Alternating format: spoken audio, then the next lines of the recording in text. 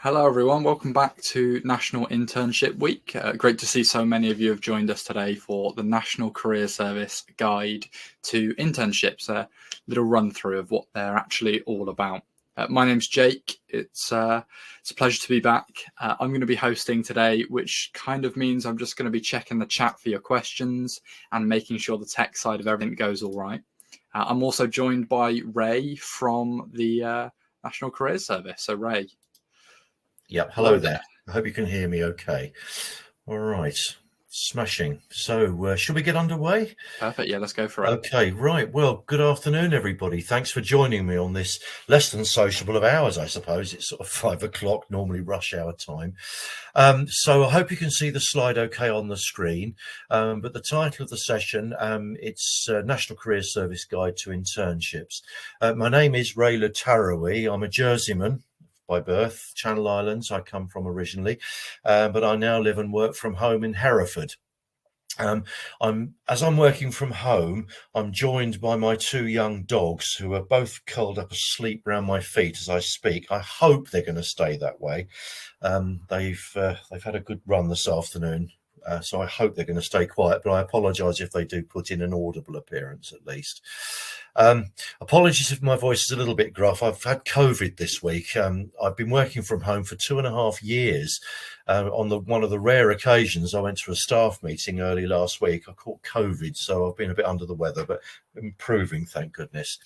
A little bit about my background, guys. I've been a careers advisor now for over 30 years and worked in all sorts of places in those times, and I've written several books on career topics, so I've been around a bit. Some people would say a bit too much probably, but I've had a very rewarding career, and maybe if you're interested in a career where you'd like to help people and make a difference to people, it might be careers work might be something that you'd think about getting into. Anyway, that's enough about me. Let's look at what we're going to do. So this afternoon's session is, they're the 3 main aims that I've got here, folks. So to raise your awareness and understanding of internships and how they can enhance your future career prospects, to show you where to look for internships and how to apply for them, and to also help you to get the most out of an apprenticeship opportunity as well. So that's my overall aims today. I forgot to say at the start, by the way, that I'm very happy to share these slides with you. I know there's a lot of you on the session, but I'll see if we can get these emailed out to you very soon, because I think it's useful for you to be able to read these, because there are several websites that I will refer to today, and obviously it's useful that you've got access to those easily as well. All right, so I hope that's something we can do for you. All right, I'm happy to take questions, excuse me, at any point, as Jake will keep an eye on the chat box. If there's anything I can't answer today, then I will certainly do my best to research the answer and get an answer back to you via Jake and his colleagues. All right. So that's the aims of the session. And what we're going to be covering today is what internships are, including virtual internships. And they've grown a lot in number, certainly since the pandemic started.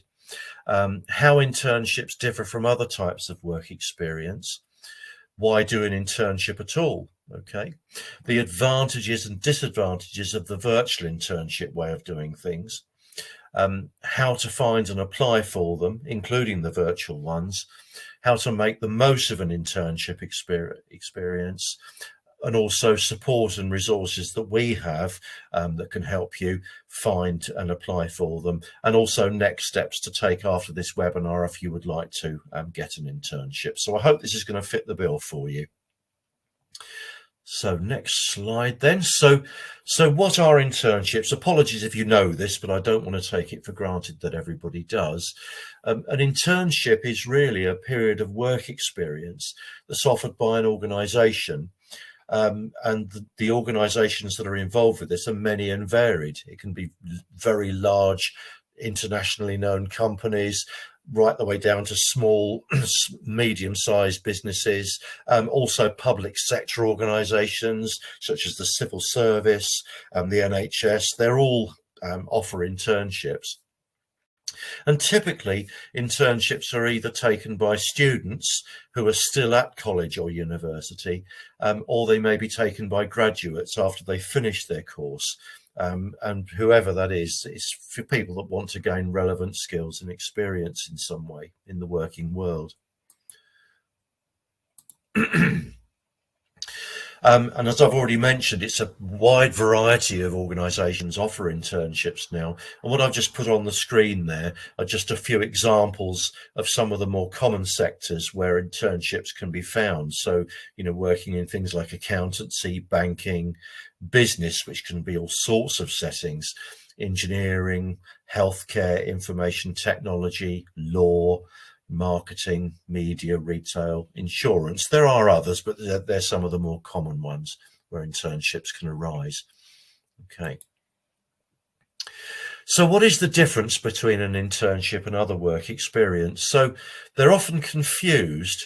I mean, whilst they are both ways of getting work experience, the difference is that internships are something that you would take probably over the summer holiday period if you're still at university, at college, or something that you would do after graduating. So an internship is not part of your course as such. Whereas if you are on a course which has a placement year, if you're on something called a sandwich course, for example, where you have a year in industry as part of your course, then that work experience is built into your course, and you are technically completing a module of that course and getting an academic credit for the year that you've spent working in your placement. Whereas an internship isn't like that. It's just something that you would do off your own bat, really. Okay. Another way of getting work experience is volunteering. Volunteering isn't the same as such as internships, but it is a perfectly valid way of getting work experience too. It's something I've done in the past. There's a very good website called Do It, the words DO and then IT, Do It. You can search on Do It for volunteering opportunities by postcode, distance from home, and by interest. And there are lots of different volunteering opportunities now. It's not just all working in charity shops, as some people think. There are many, many more things than that. Okay. So just like to spend a bit of time, folks, just looking at virtual internships. As the name implies, this is where you would work with an employer online, usually from home rather than physically attending a workplace. There's been a big growth in what's called hybrid working. This does cover virtual internships, but it also covers the working world now as well, people who are in paid jobs. And a hybrid way of working is where you would spend part of your week working from home, part of your week actually attending a venue. So, for example, a lot of my colleagues in the National Careers Service work this way. They work from home 2 or 3 days a week, and they work in job centres and other community venues to meet people face to face 2 or 3 days a week. So to do a virtual internship or the hybrid bit of it, all right, all you need to have is a stable internet connection and a suitably equipped laptop or PC of some sort, all right. And obviously, if you're working with employers online, then technically you could work with organisations anywhere, whether it's the UK or abroad, all right. So there's a lot more possibilities there with virtual internships. If you do a virtual internships, and I'll show you in a minute places where you can look for them, but it's where you're working from home. You would probably have regular online meetings with a supervisor or a mentor. If you do a virtual internship, you tend to be given a larger piece of work to do. You perhaps would be involved with some sort of project, perhaps. Whereas if you physically go to a job place, to a venue, you tend to be given more sort of what I would call bite-sized tasks to do. All right, but as I say, if you're doing a virtual one, they tend to set you an assignment or a task of some sort, and you have longer to complete it. If you did a virtual internship, you'd likely have some sort of video tutorials, perhaps virtual tours of the organisation that you're going to work with. You very likely would have virtual networking sessions. These are really important because they give you an opportunity to meet other members of the organisation, to get more of an insight into what different people in the organisations do as well. Also, you would probably have access to training opportunities. E-learning platforms, for example, are commonly used now, and also online socializing events, like virtual team drinks. So obviously you physically got a drink at home, but it's where you have the chance to meet people on a more social basis and through the platform that's being used. All right. So if an employer has put enough thought into this, they will offer all these sorts of opportunities for you if you're working on a more virtual basis. Okay. Question just come through Sure. from Ray. Yeah. Was do you think virtual or in-person internship is one better than the other, or does it depend on the type of industry? Good. It's a very good question. It's I suppose what is best for you, really. Each one does have its advantages and disadvantages, which we'll have a look at in a little while. But yes, I mean, some sort of sectors lend themselves more easily to virtual ways of working. So things like digital marketing, for example, any of the sort of business type roles, you can very easily do those from home. Whereas, if it's something more hands-on practical, then you're probably going to need to attend a venue to have access to technology and equipment that you might need. But it's a good question, and thanks for raising that. And there's just one more as well. I know Sure. we mentioned earlier on one of the earlier slides some examples of what sectors might do internships. Mm-hmm. Are there any industries specifically that maybe don't do internships, or is it as broad as you can almost do any industry? Yeah, it's open to any sort of sectors. There's a very wide variety of organisations that offer them. Okay, so awesome. So yeah, I hope that answers your question as well, Molly. Yeah, I hope that's okay. Yeah, thank you, Ray.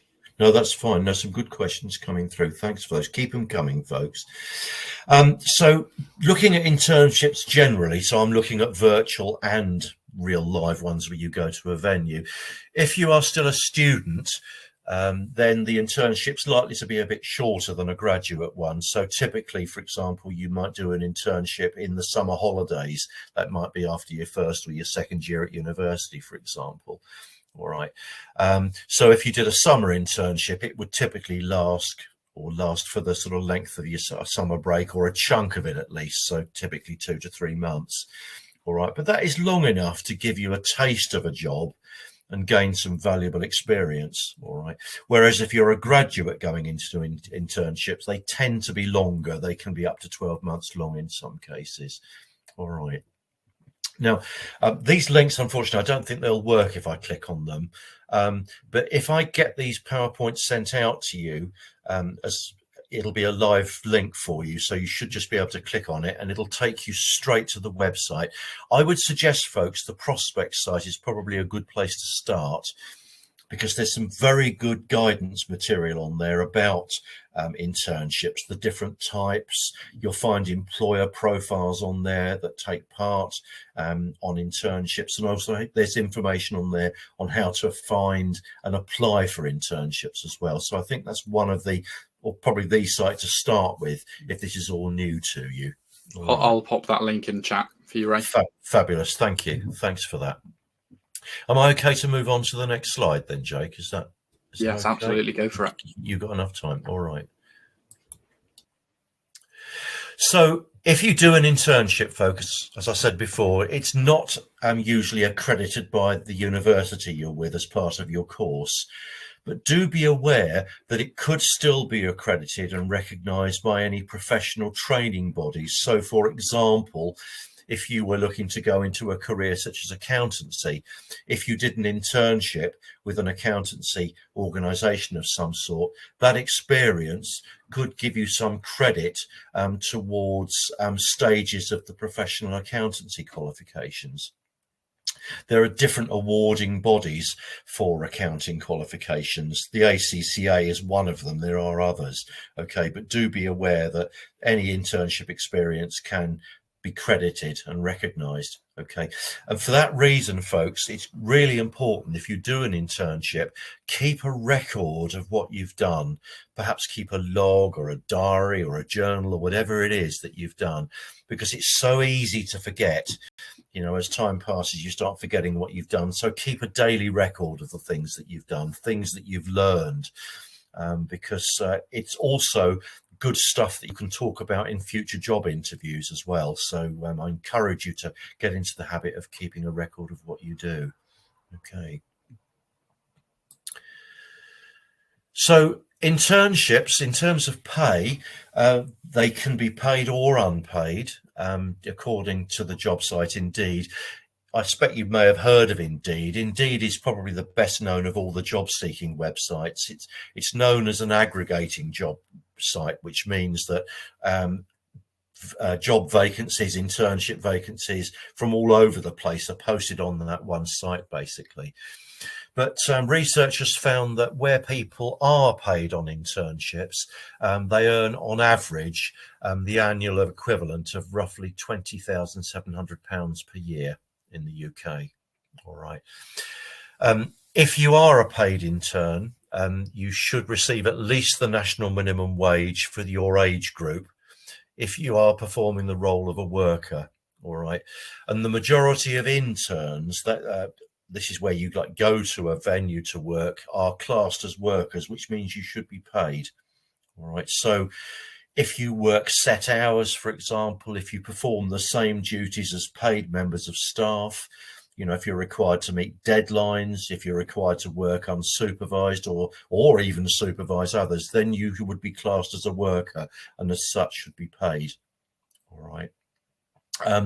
If you're in an unpaid internship, that experience really must be for your benefit, not the employer's. All right. But if you are in any way part of the commercial operation of a business, you're likely to be entitled to payment. Okay. And what I'm just going to put up on the screen for you now, folks, are the latest national minimum wage rates. So as of April, and it does go up a bit every April, if you're age 23 plus, the current minimum wage is £9.50 an hour. It's also known as the national living wage. That works out at about £18,525 a year, if you wanted to know what that is annually. If you're 21 to 22, it's £9.18 an hour. If you're 18 to 20, it's £6.83 an hour. And if you're under 18, 16 or 17, it's £4.81 an hour.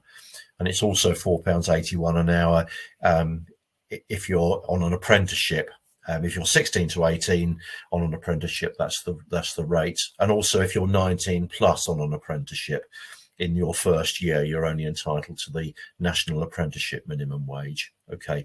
Now, apprenticeships are not to be confused with internships, folks. They're not the same thing at all. An apprenticeship is a paid job where you're getting training. And apprenticeships now do go up to postgraduate level. There are now level 7 apprenticeships where you can do a master's degree, for example. So, do be aware of them. It's another route that you might want to think about after you've got your higher education qualification. All right. So, yeah, that's another option. I've just seen a question come in, Ray, from Sure. James asking if there's like a company you really want to work for, but they're not offering paid internships and you can't afford to do an unpaid internship. Is there any leeway there, or is there a conversation you can have, or what might happen? Yeah, absolutely so. Yes, if you've got an organisation that you're dead keen to work for, yes, make a speculative approach to them. I'll say a bit more about this in a little while. But yes, ask them that I'm really keen to get some experience and have that conversation with them. The worst thing they can do is say no at the end of the day. All right. Yeah. Perfect. Yeah. Thank you. Yeah. If you're a graduate and you're unemployed, folks, obviously you can claim benefits anyway, universal credit, that sort of thing. But if you're still at university, I know that your student finance is supposed to cover you for the whole year, isn't it? Not just the academic year. So you can't register for things like universal credit while you're still at university. All right. When I was a student, going back in the 80s, in those days, we used to sign on as unemployed in the summer, but you can't do that now, unfortunately. But yeah, good. That's a good one. Yeah, well done. There are some exceptions to getting paid. So, for example, if you're on a sandwich placement as part of a higher education course, they needn't be paid, although quite a lot of them are on salaries these days. Another one is if you're doing what's called work shadowing. So that's where you're not actually working as such, but you're observing. You're sort of sat in or with people who are at work and so on and watching them. not the best way of learning in my books, but it's another way of at least getting a bit of an insight into what workplaces are like. If you work for a registered charity, another example is if you do a work experience scheme under the Job Centre. Now, that probably wouldn't apply to you if you're still at university anyway. But if at any stage you're unemployed, the job centres do have work experience opportunities that they can offer. So you generally wouldn't be entitled to payment then. All right. And according to one of our websites, Prospects, most unpaid internship placements tend to be in things like arts, media, retail, and also most online or virtual internships are mostly unpaid, but by no means all of them, but most of them are unpaid. Okay. Next one. So there are some very good reasons to do an internship. One of them certainly is that it can help ease the transition from education to employment. If you've perhaps never had a job before or have very limited work experience, it's certainly a way of helping you bridge the step from being in full-time education to being in employment. It can certainly increase your skills and knowledge of work. It could certainly enhance your understanding of a particular industry or a particular job role. A great source of networking. I don't know if you've ever heard of this statistic, folks, but something like 70% of jobs are never actually advertised. A significant number of people who find employment opportunities find those opportunities through having the right network of contacts. That's in my working life, so many opportunities I've found through knowing the right people, being in the right place at the right time, mixing in the right circles. All right. And networking can be a very effective way of improving your prospects for finding work. All right. So LinkedIn, for example, I don't know if any of you have got a LinkedIn profile, but LinkedIn is a professional social networking site. I suppose it's a bit like Facebook without the silliness. It's like having an online CV, and it enables you to connect up with people that could help you. It also enables you to follow organizations, link up with people. People can endorse you if you've got particular skills and qualities. People can endorse that you're good at it and so on. I mean, I found some very good work through LinkedIn in the past, so it's worth setting up a profile when you're at the stage, at least, of wanting to look for jobs or work experience opportunities as well. Okay. Also, it gives you the chance to get a feel for how organizations work, you know, the challenges they face. And particularly useful, I would say, is that it does give you real examples that you can draw on when you go for future job interviews. You know, employers these days use what are called competency-based interview questions. So, for example, please give me an example of where you have used your communication skills to effectively resolve a problem at work. All right. There's a very simple but very effective technique you can use called the STAR technique. It's a simple but effective way of describing experiences that you've gained to illustrate a question like that. So perhaps have a search on the internet. It's called STAR, S-T-A-R, the STAR technique. It's commonly used, and it's a great way to answer interview questions. And obviously, if you've had experience, you can draw on examples and use that method to illustrate answers in an interview situation. All right. A lot of evidence to show that employers value work experience, and according to the ISE, which is the Institute of Student Employers, in a very large survey that was done of those employers in 2020, 88% of those that responded agreed that students with work experience had better skills than those who didn't. All right, so there's a lot to be said for it. Just going back to virtual internships, folks, so this is where you would be working from home for most, if not all, of your time. Obvious advantage of a virtual internship is that you're not traveling, so you're not wasting time, you're not polluting the environment. as I'm sure you know, fuel costs, petrol, diesel prices are going through the roof at the moment. So you're not being subject to any of that. It's a lot cheaper. I mean, I've been working from home now for 2.5 years. I commute from one room to the other. That's my commute. Not good for the waistline, but it's certainly saves me a lot of time wasting time in traffic jams and things like that. It gives you experience of using video conferencing software. So Microsoft Teams, Zoom are two commonly used ones. There are others, of course, but do be aware they're used a great deal in industry and commerce these days. Also job interviews, a lot of interviews are conducted on these sorts of platforms now. So the more experience you can get using them, the better. You can also develop what we call your soft skills. When we talk about skills, folks, what we often talk about is hard skills and soft skills.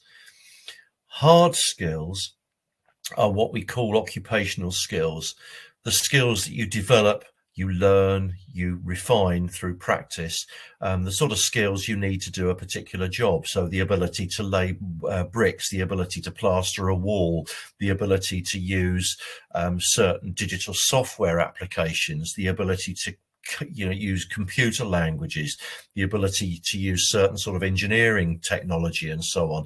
What we call hard skills, occupational skills. Soft skills are more to do with your personal traits and qualities, really.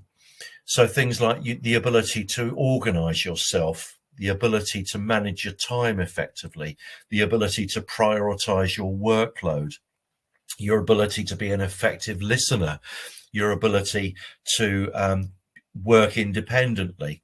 All right. Some people are just naturally better at those than others, but they are things that you can improve with practice. So, the virtual internships can give you a good experience of working on those sorts of skills. And as there's a question just come through, Ray, which might lead on quite nicely from that, actually. So touching back onto LinkedIn a moment ago, Steve's asked, my LinkedIn profile is quite sparse. Would an employer look at that when considering candidates for internships? And I suppose you can probably tie that into hard skills and soft skills and what you can include on there. Yes, absolutely. Yes, there's a good question there. In fact, research has shown that when employers are headhunting, looking to recruit people, about 70% of them do use LinkedIn. Something you can use, I can't show it because I can't show the website today, but if you go on the Prospects website, there is a section on there called Careers Guidance. What can I do with my degree? And it's not just for degrees, it covers foundation degrees, H&Ds, diplomas of higher education, other HE qualifications. So if you're studying a particular subject or have studied a particular subject, there's a section which says skills for your CV, and it highlights the sorts of skills that you're likely to have developed from studying your subject. So it can be things, I don't know what your subject is, but it can be things like the ability to research information effectively, the ability to write well-structured written arguments, the ability to take part in discussions and learn from others, the ability to present data effectively, the ability to meet tight deadlines. Maybe you're on a course which has got a lot of assignments to submit, working collaboratively, get my teeth right, collaboratively with others. Some courses you do group projects and assignments and so on. So it's a handy site. It's called Prospects. What can I do with my degree? It doesn't list every single subject, but it's an A to Z list of the more common subjects that are available at universities and colleges, and it does give some useful prompts that you can use on skills that you will have likely developed from your subject study. Yeah, exactly. And I suppose the other thing that I might just add to that, if I can, when I did my first LinkedIn, I also didn't have any work experience, but I had done stuff like after school clubs. So I used to play a lot of football. So I could talk about how I'd done like leadership and determination and of going to training week in, week out, things like that. So sometimes it's not always about your work experience, and it's maybe what you've done after school or how you volunteered as well. Absolutely bang on. Yeah, absolutely. Yes. So yes, leadership skills. If you've played in teams for things, there's all team play. You know, if you've done things like amateur dramatics or that sort of stuff, all the discipline, rehearsing your lines, you know, hanging around, managing your time. There's you can draw on all aspects of your lives when you're listing your list of skills, folks. Mm-hmm. Also, yeah, if you drive as well, don't forget to put that in. Yeah, I've just seen a question come in actually, one from Molly, an interesting one. To what extent are hard skills like as important as soft skills? Is one outweigh the other, or are they completely different? Depends on the occupational area, Molly, the answer to that one. If you're going into occupations which are very people focused, so for example, careers in social welfare, nursing, etc., then the soft skills are much more important. Are you compassionate? Are you empathic? Are you trustworthy, reliable? Do you have integrity? All those sorts of things. And some employers, like the NHS, for example, places a very high premium on values. You know, they have what are called the 6 C's. That stands for compassion, care, commitment. There's several others of those. If, on the other hand, it's much more of a hands-on technical field, then the hard skills are probably going to be more important. So the answer, Molly, it depends on the type of work you're looking at. But anything that's very people-centered, any role where you've got to be able to perhaps organize, manage, prioritize well, then the soft skills are pretty important, and they're also very transferable between different types of work as well. There's some of the employer websites now are very good. The NHS one, apologies if you're not interested in working for the NHS, but there are about 350 different types of careers in the NHS. And on their website, NHS Careers, there's a section that if you've had a particular background, like if you've been in customer service, or if you've been very practical, or if you've a very good organizer, whatever, what sort of roles in the NHS would likely suit you better. All right. So yeah, some of the employer websites now do give some very useful tools on how to sort of match your skills to what they do and so on. NHS is very good. The civil service is another very good one. Civil service careers website's very good. If you want to get a bit more insight into those sorts of things. How are we doing? Yeah, we're okay, just over halfway. Perfect. Yeah, halfway through. Like I say, thank you for all the questions. We've got a couple more come through. Sure. There might be some that you're going to touch on later. So Naomi's asked about approaching a business for a placement. Is there a certain way you should go about approaching that? Is that something you're going to touch on a bit later? Not in any detail, but it's, yeah, if you go on the prospect site, there is actually a section, how to ask for work experience. I would suggest using that. I think it's one of the links that's in these slides, actually, but it does go through how to write a good cover letter, how to approach them. All right. Awesome. So, well, that's cool. yeah. I can find that link and send it over for you, Naomi. Yeah. Liz has asked, you mentioned about driving license, if you've got that, and to put that on your application as well. Is it possible that could hinder you getting a placement if you don't have that? Not necessarily, no. I mean, if you're going to go to work somewhere where there's a good transport infrastructure and you're not traveling too far, it shouldn't be an issue. I suppose it's more of an issue where I am. I'm in Herefordshire, which is often known as the Shire, a very, very rural county, and transport, if you haven't got your own transport where I live, it can be a real barrier. But, you know, if you're in the sort of bigger urban sort of areas, cities and so on, then the transport infrastructure is generally fine. So, no, you know, if you wanted to work for Uber Eats or something, then yes, it could be, but no, as a general rule, it shouldn't be an issue. Okay. Awesome. There's a question from Ria about, and this again might be something that's available on the Prospects website, which is what sort of questions should I ask in an internship interview? Is there any things I need to like look out for if I'm looking for an internship place? Yes, there is. I mean, it's, in fact, I've touched on one or two already, but yes, it is things like, you know, what would my first week look like, for example? You know, how will my performance be reviewed, for example? You know, what sort of opportunities might this lead to, for example? It's always good practice in any interview, folks, whether it's a job or an internship interview, is do go armed with a few questions, because a good interview should be a conversation. You know, it's not an interrogation. It should be your opportunity to find out what if the things work for you as well. In fact, I'm going to cover a bit more on that in a little while, actually, but that's a very good point, that. But there's just a few little examples I've given there. Okay. Awesome. Yeah, I see we got a couple more questions, but if you'd like to carry on for a bit, Ray, because I'm aware that some of this stuff we might be might just a little bit. Yeah. The downside of doing a virtual internship, folks, you probably would realise this, is the risk of becoming isolated, because you are at home away from others, and you do need to be pretty self-disciplined. I found this when I started working from home. There's always a reason to get up and do something else, you know. So I got into the habit of going somewhere in the house where I was away from other people, away from distractions. But it's one of the downsides of being isolated.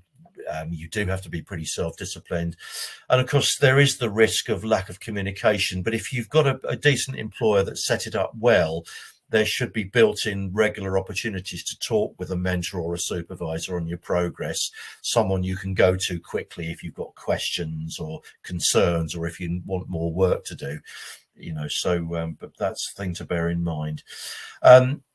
Obviously, if you're applying for virtual internships, particularly overseas ones, there is the risk of being duped, so you've got to be a bit careful.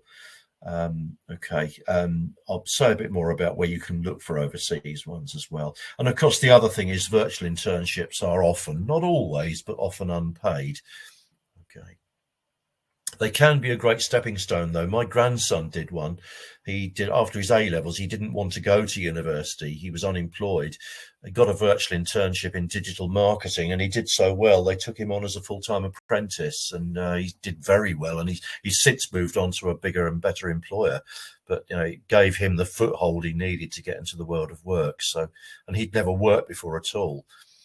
But he that actually ties quite nicely, Ray, to a question that Sandeep's asked, which is, do all internships keep you on after you finish, or when you finish uni? No. The straight answer to that is no. I couldn't tell you the proportion, but at the very least, you would get a reference out of it. You'd have experience that you can talk about when you apply for other jobs.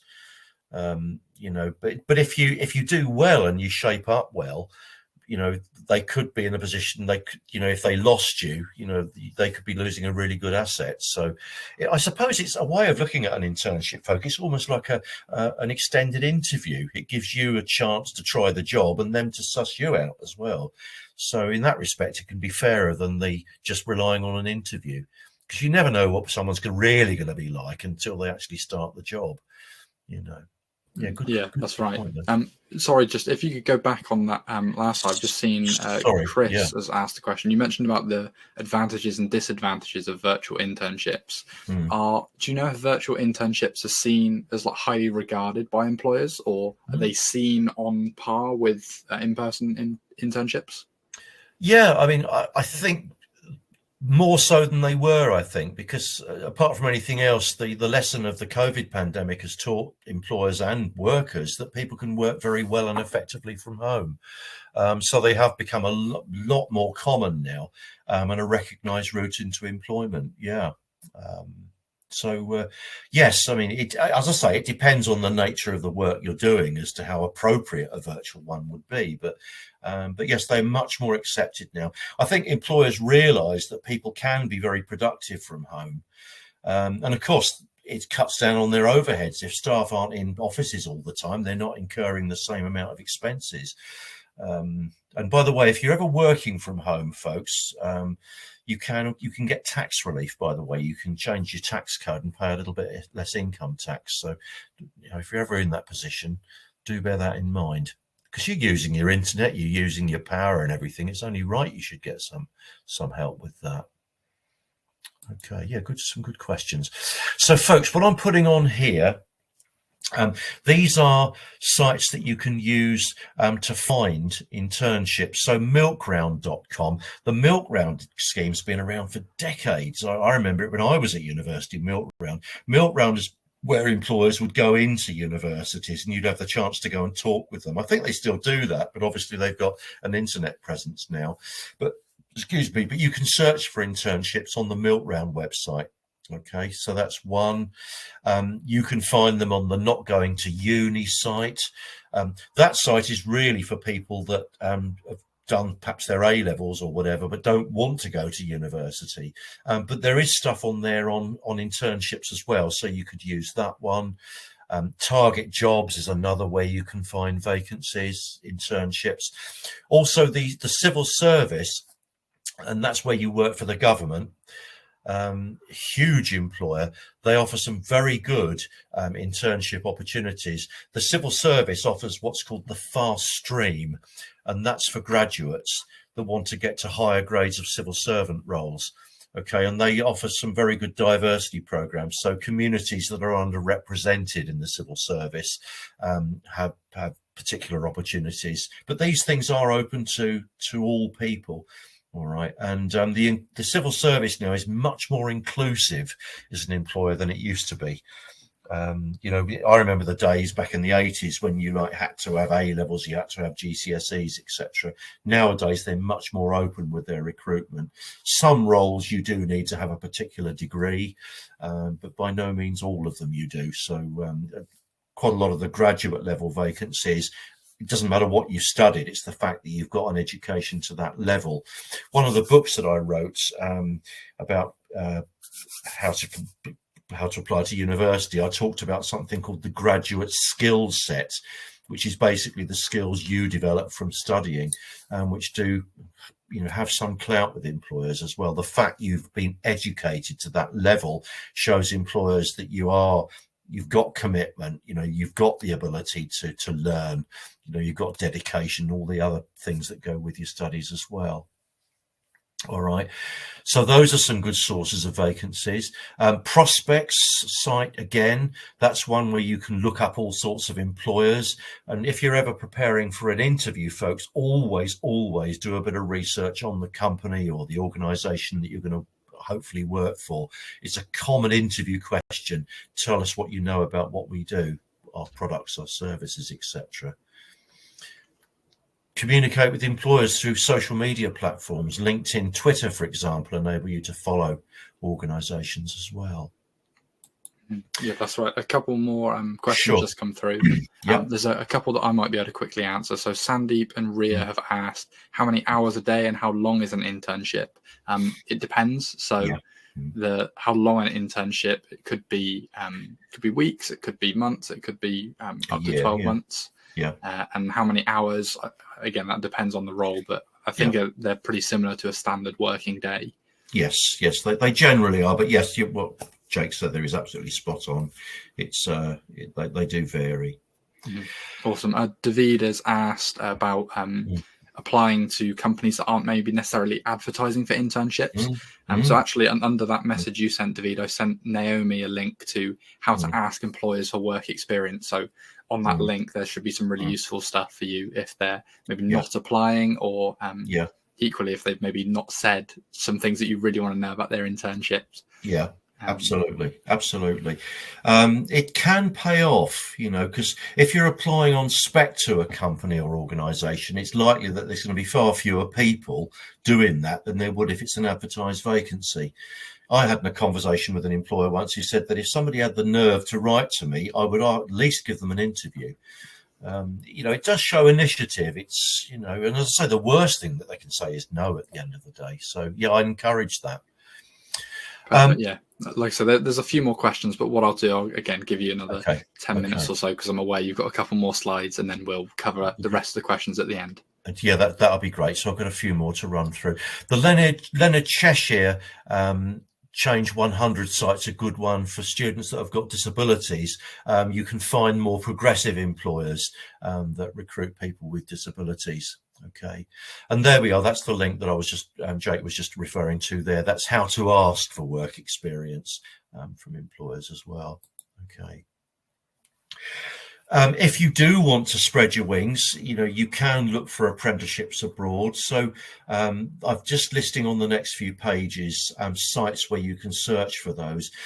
Do be aware that some of these organisations will charge, though. So some can be quite expensive. So the ones I'm showing you here are reputable ones. Bunac's probably one of the best known. They've run the Camp America program, which has been around for decades, but they offer a range of overseas opportunities as well.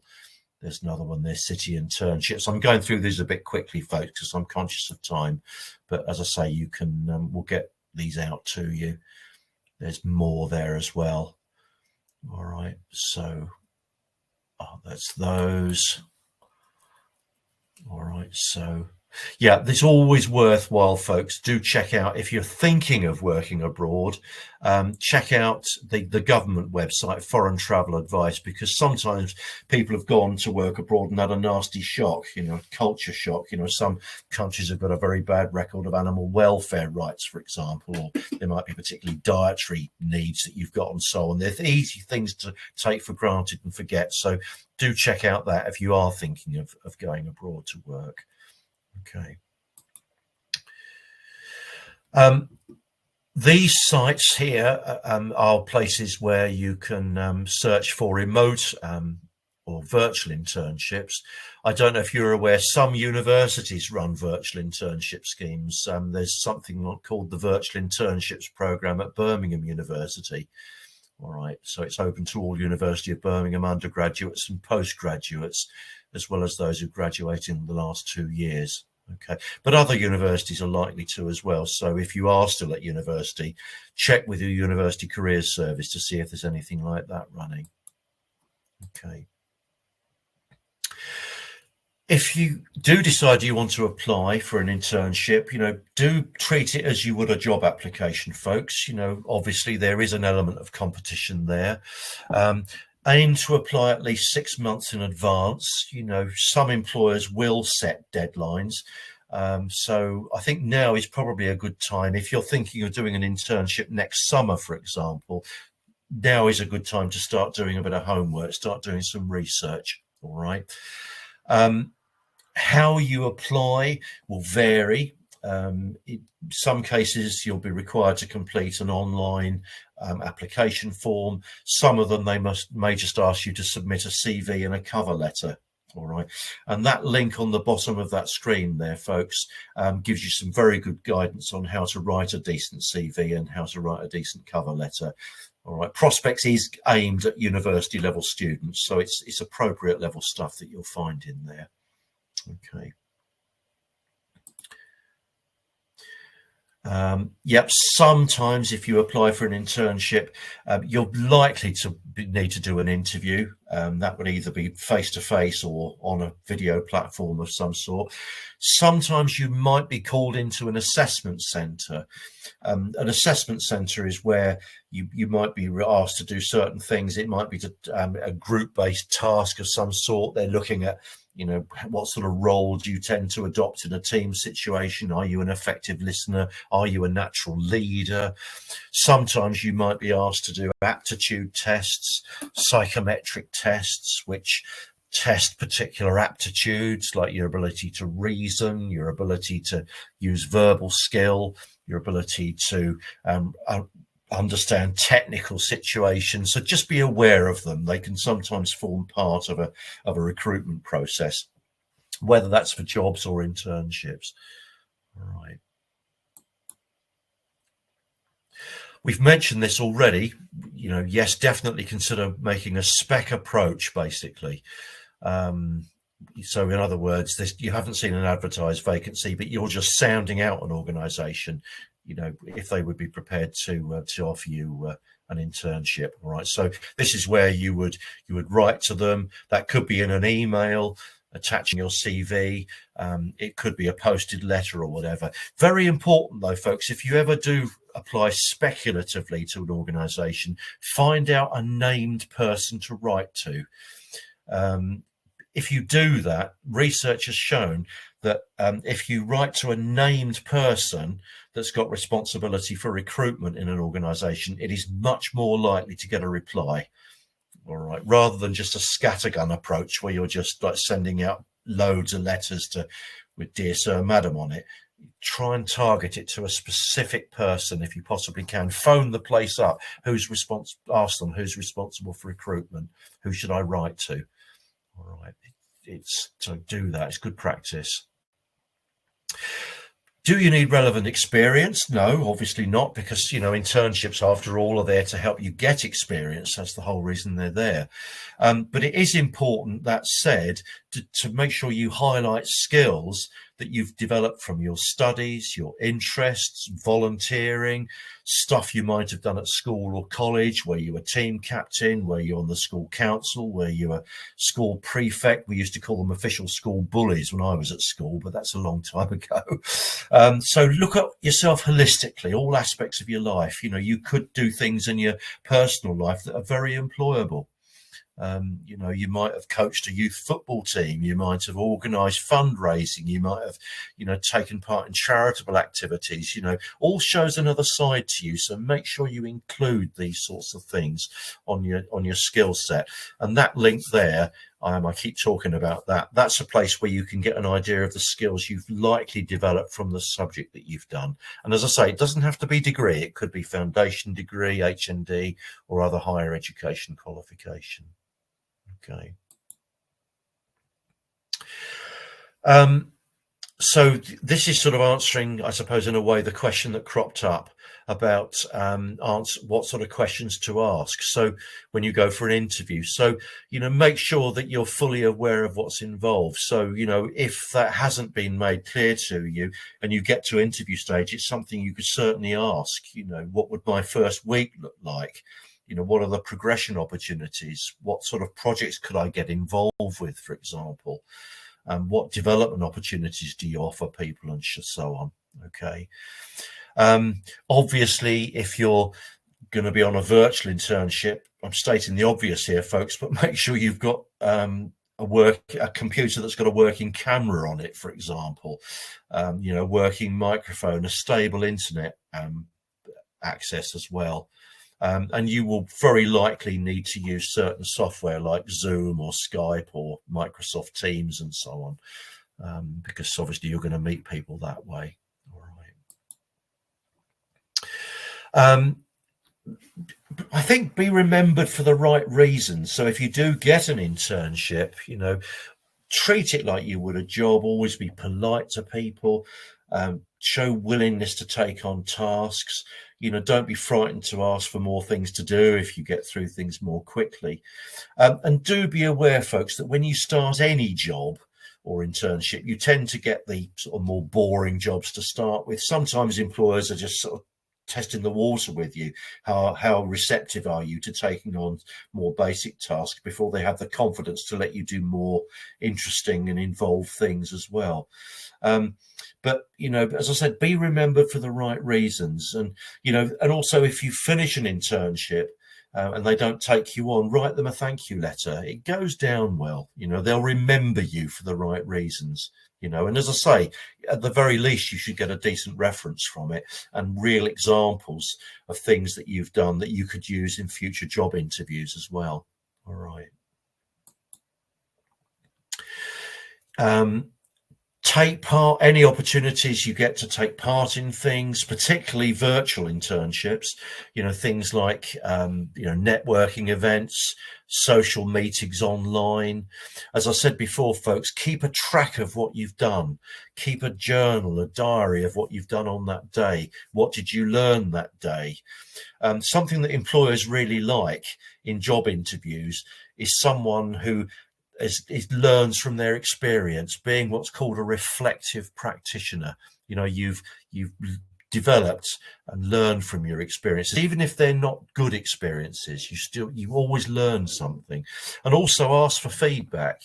You should get opportunities for that to be given to you. But if you're not getting feedback, ask, are they happy with you? Is there anything you could do to improve what you're doing and so on? All right. And even, folks, if at the end of the day you do an experience, an internship, and it doesn't work out very well for you, I guarantee you're going to learn something from it.